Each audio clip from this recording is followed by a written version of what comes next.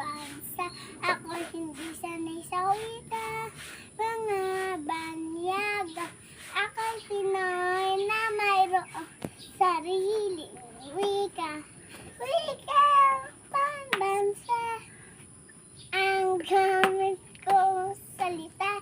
Bayan kong sinilangan, angat ko'y lagi ang kalayaan. Sikat o Rizal, nooy nagwika siya, ay may pangaral sa ating bansa. Ang hindi nagmamahal sa sariling wika, ay higit pa ang amoy sa mabahong isda. Wikang pambansa, ang gamit ko salita. Bayan ko sinilangan, angat ko'y lagi ang kalayaan.